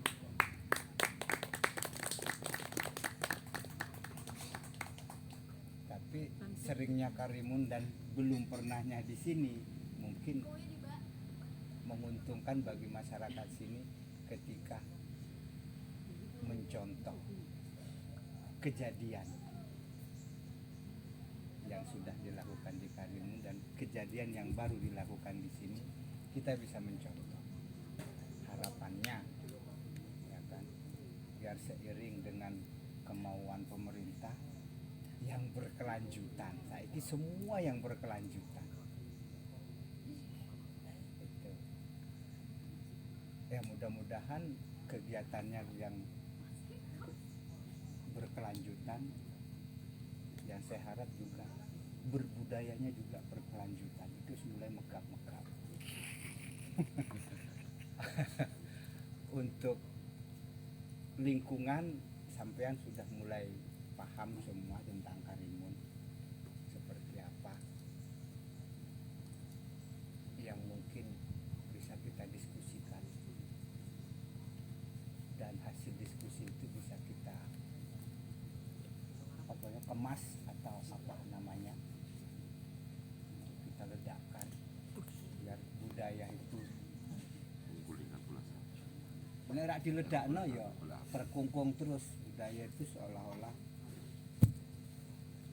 apa peribahasa yang dalam tempurung katanya. Wes melompat dalam tempurung. Bagi kata dalam tempurung, Pak. Iya. Nah, mungkin kita perlu diskusi. Ini perlu peledak ini. Ini peledaknya. Nah, itu saja dulu. Terima kasih. Langsung saja itu untuk teknik kurikulum pelatihan. Ini bicara tentang sinergi ya, hak, kewajiban ya. Sinergi itu ada hak, kewajiban, ada lain-lain juga ya. Monggo. Yang bertanggung jawab silahkan. Mas yang jawab mau kok menajamkan mulu. Menajamkan cipta rasa karsa mulu. Mau loh. Sudah ada. Ditampung lagi. Berarti ada dua pertanyaan. Aku lali meneh. Monggo Mbak Evi. Nyambung, mumpung diingatkan sama Bang Jack. Oke. Hari Sabtu saya kesini, dilihatin batik remuan. Nah, saya tanya filosofi budayanya apa itu?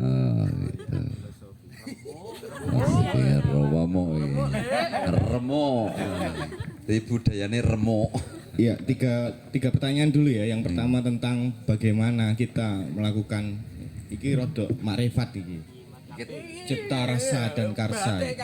Kalau makan itu syariat, kenyang itu makrifat. Lah ini bicara makrifat nih. Monggo. Narasumbernya. Silahkan. Pertama. Oke. Jadi ada sebuah anekdot yang itu cukup memukul, menampar saya. Jadi saya ketemu dengan namanya Pak Yahir, salah satu orang yang mengusulkan batik itu diakui oleh dunia ke UNESCO budaya tak benda. Itu mengatakan begini, dalam mengeluarkan jiwa ketok, mengeluarkan ekspresi kini wong isi demen-demen pola iso gawe karya. Nah, di Unikal sana Universitas Pekalongan kan ada fakultas batik kalau nggak salah. Itu dia mengajarkan bagaimana dia etika dan sebagainya. Itu yang kemudian dia membuat kehalusan budi kita. Membuat kehalusan budi kita sehingga subhanallah. Sehingga kita bisa mengeluarkan jiwa kita melalui bagaimana kita membenahi diri kita, membersihkan hati, membersihkan, membuat etika yang baik, saling kepada alam juga bersinergi kan, kepada makhluk lain, kepada manusia lain. Itu sebuah anekdot dan itu saya rasa benar. Jadi kalau seni adalah kehalusan budi yang kemudian dituangkan melalui bahasa rupa, bahasa pertunjukan, bahasa apapun itu adalah hasil dari kehalusan budi kita yang kemudian diolah itu melalui etika, melalui melalui etika, melalui membersihkan diri kita, hati kita dan sebagainya.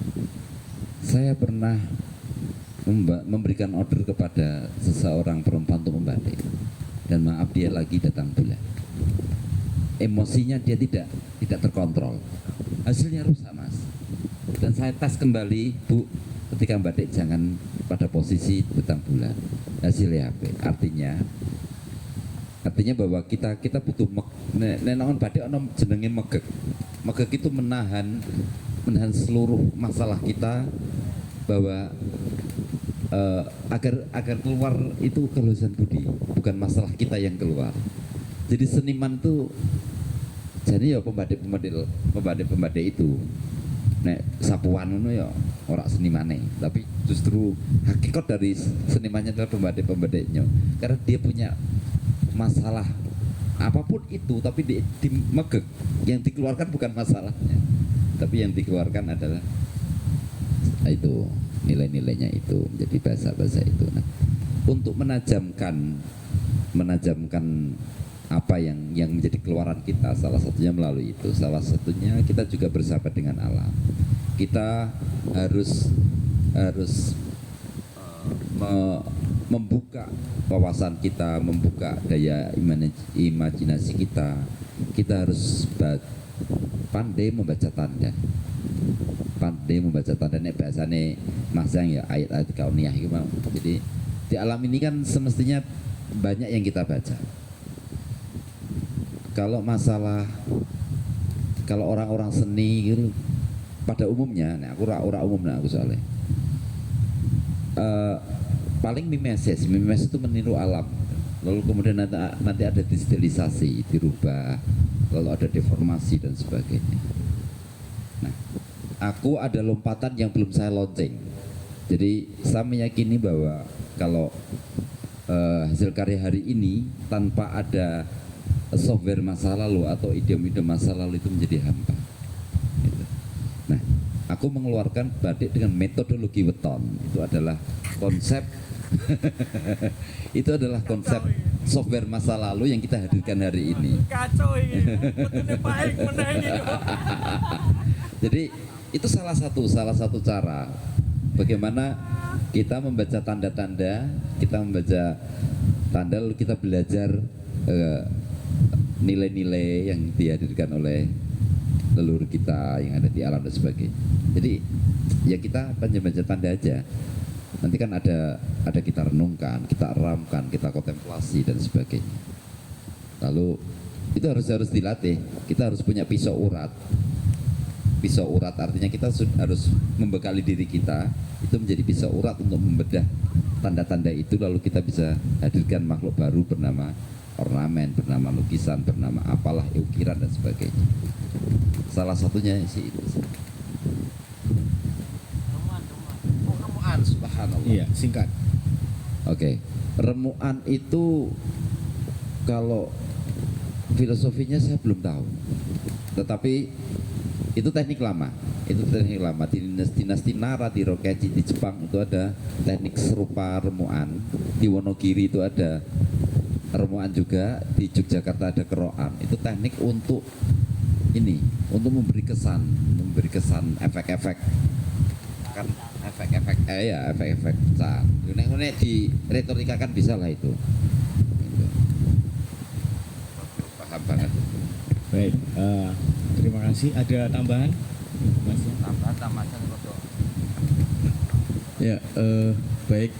Saya kira kalau kita berbicara soal desa, sesungguhnya pranata desa itu yang paling dekat dengan Tuhan.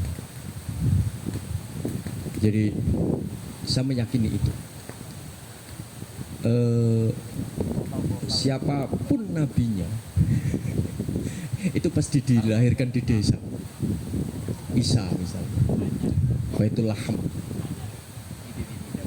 Siapapun nabinya pasti dilahirkan di desa. Dan pranata kalau kebetulan saya Islam, pranata yang paling Islami itu pranata di desa.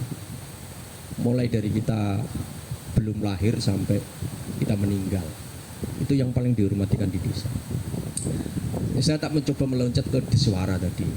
Jadi selama ini desa wisata di Kabupaten Jepara itu kan hanya legal formal saja, SK Bupati saja. Jadi ada desa rintisan wisata, desa ini, desa ini. Itu nanti kaitannya dan ujung-ujungnya adalah bantuan di APBDes. di APBD maupun di APBD provinsi maupun di APBN sama pendataan. Jadi kalau kemudian BFV bicara soal Deswara di Jepara, saya agak hafal lah. Kemudian desa mana yang mau kita contoh misalnya, yang sudah maju sekalipun Deswaranya, itu partisipasi masyarakat desanya juga tidak terlalu baik. Apalagi kalau dikaitkan dengan BUMDes tadi, BUMDes mau menjadi holding buat Deswara, buat desa wisata. Problem utama di desa-desa kita di Jepara, problem utama, dan ini menjadi problem yang tidak hanya laten tapi sudah muncul, adalah soal transparansi anggaran di masing-masing desa. Coba cek saja, di hampir semua desa itu selalu ada penyertaan modal kepada BUMDes. Lalu apa keuntungannya buat pendapatan asli desa? Nyaris nggak ada. Kenapa? Karena pengurus BUMDes itu rata-rata lingkaran dari perangkat desa yang ada di desa itu saat berkuasa itu. Nggak usah tak panjang-panjangkan itu, karena itu pengalaman paling pribadi di diri saya di desa saya. Saya hari ini menjadi pemberontak buat desa saya. Tapi bukan dalam kerangka menjatuhkan kepala desa, tapi mengembalikan aturan main di desa, baik di undang-undang desa, di peraturan Menteri Dalam Negeri tentang desa dan lain sebagainya. Hanya mengembalikan saja. Jadi mudah-mudahan suara kita di Kemujan ini nanti bisa didengar oleh para pemangku kepentingan di desa.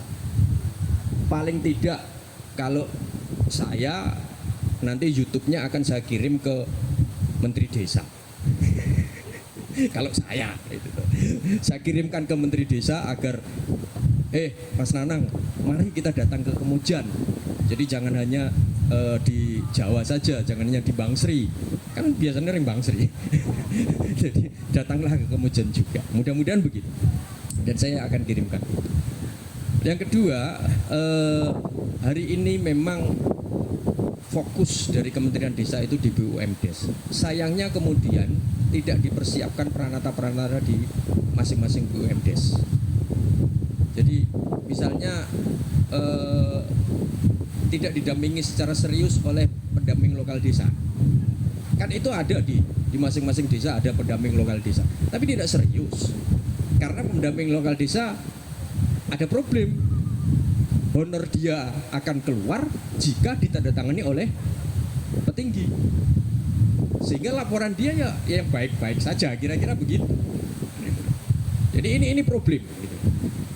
Ya, saya berani menyuarakan ini karena ya faktanya begitu, dan saya sampaikan kepada koordinator kabupatennya agar hal-hal semacam itu juga tidak hanya secara administratif dilakukan tapi substansi.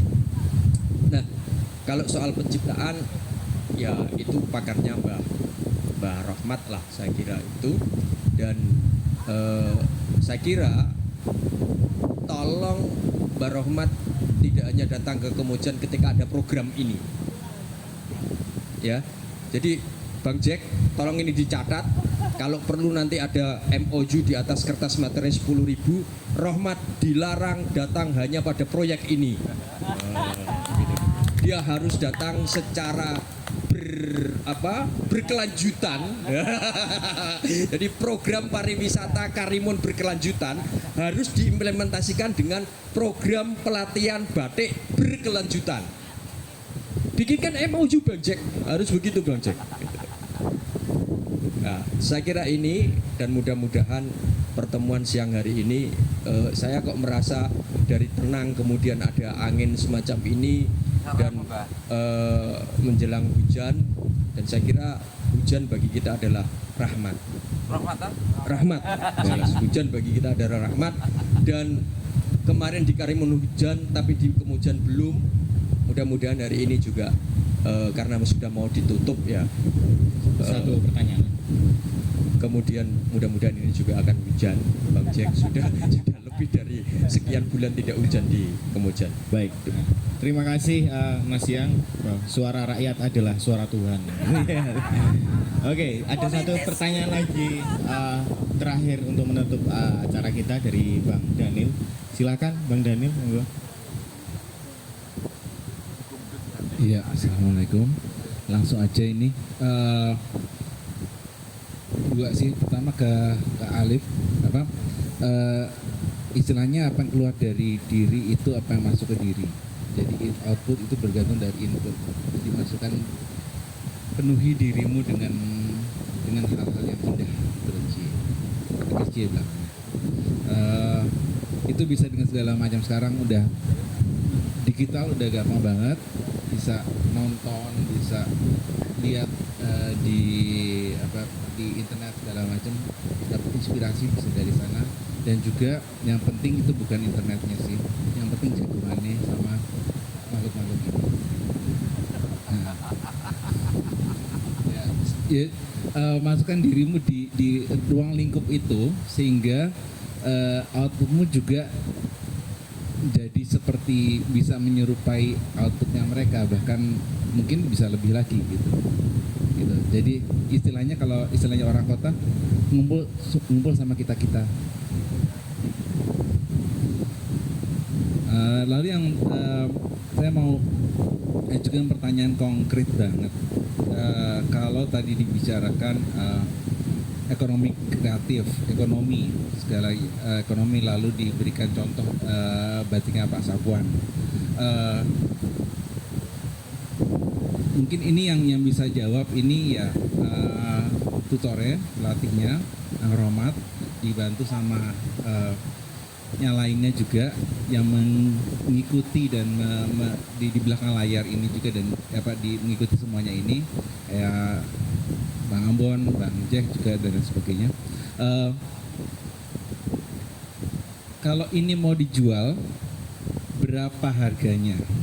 Jadi tolong estimasi harga dari setiap kain yang sudah jadi ini, karena itu penting. Kalau kita mau dijual dan sudah ada yang mesen ini,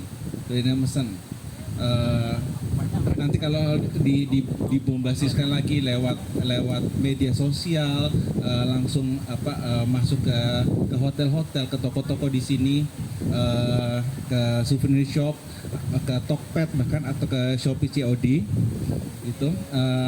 itu berapa kira-kira konkretnya? Enggak, atau Terima kasih Bang Daniel. Saya suka sekali nih pertanyaan yang konkret kayak gini. Jelas. Monggo. Oke sih, jadi kemarin kita belum sampai bagaimana kita menghitung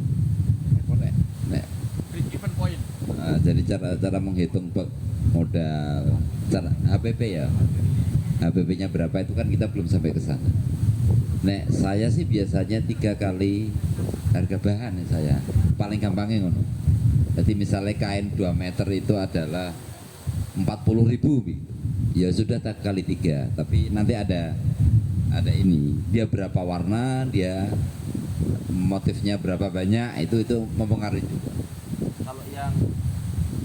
Kalau yang di sebelah yang satu warna itu, kalau saya loh, kalau saya di Jogja itu bisa 100 kalau saya, karena dianya 1 kali warna. Kalau yang sebelah kanan, yang coklat itu bisa 150 sampai 200, karena dia 2 warna dan ada teknik lain. Kalau yang selendang-selendang itu sekitar 75 sampai 100 kalau saya. Tapi nanti mungkin dari teman-teman kita belajar menghitung lebih detail. Kalau misalnya ngecap itu harus 1 meter itu berapa, mewarna 1 meter berapa, itu bisa rigid begitu nanti. Iya. Padahal Bang Daniel ini mau beli 300 loh. Oh iya. Lah kok HPP ini malah Ora digaweke kok. malah HPP ini HPP ini malah tak kandakno. Awakmu menyang dek. Wah, 300 malah didoke 150. Enggak, iku ngono kuwi. Mungkin regono kripon kan ya beda wong nyebrang barang. Oke. Cukup sudah karena mungkin nanti akan tiba hujan. Kita tutup saja. Terima kasih. Apabila ada tutur kata saya yang kurang berkenan, saya mohon maaf yang sebesar-besarnya. Closing statement satu lagi untuk Bang Ambon, monggo. Mas Ambon, closing statement. Nek wingi mecah klopo, saiki klopone iki sing pecah dadi Closing statement. Prank meneh. Mosok nutup nanti peng telu. Iki buka. Baik. Assalamualaikum warahmatullahi wabarakatuh. Terima kasih kepada semuanya. Terima kasih kepada alam raya. Terima kasih kepada Sang Pencipta. Ya, saya meyakini bahwa dalam semesta ini ada yang namanya teori tarik menarik. Alam raya yang mempersatukan kita. Ada sang skenario. Gitu. Ya, lagi-lagi kalau permasalahan yang terjadi di Karimun ya by proyek biasanya. Habis itu selesai. Begitu Bu. Dan iya, sebelum ini kita pernah menciptakan untuk Karimun itu samplung, saluang nyamplung. Itu sempat kita bawa ke Jepara, sempat kita pamerkan. Ya, tapi lagi-lagi ya itu kabur akhirnya. Padahal dengan sendiri pun itu karya itu juga udah sampai Spanyol, udah sampai Prancis. Tapi ya hanya tali asih sifatnya. Belum kita rembuk BIP nih. Dan untuk itu kita juga punya keterbatasan bunga jabe. Jadi janjane ya kita butuh tangan-tangan pemerintah, kita butuh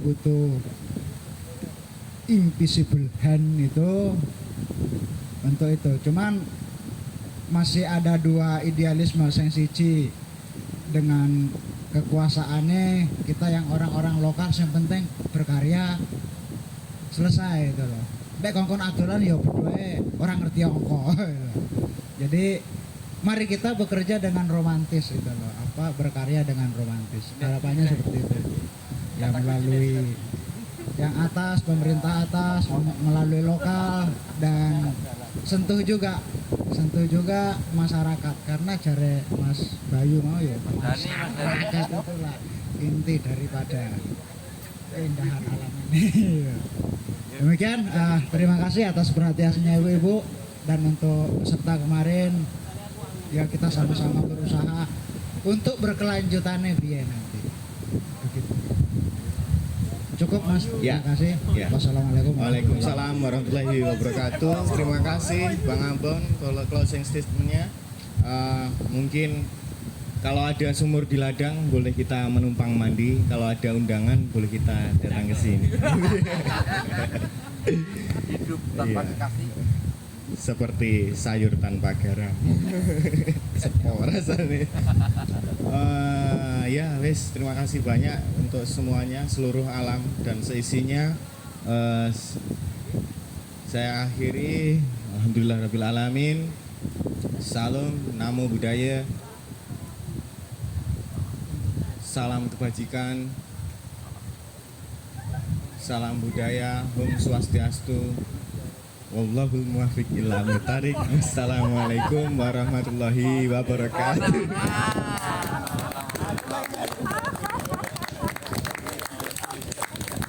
Wallahu yuwaffiquna ila thoriqil haqq. Ngono kan ada sing niru nek iku. Terus digawe iku ana sing niru. Tenan.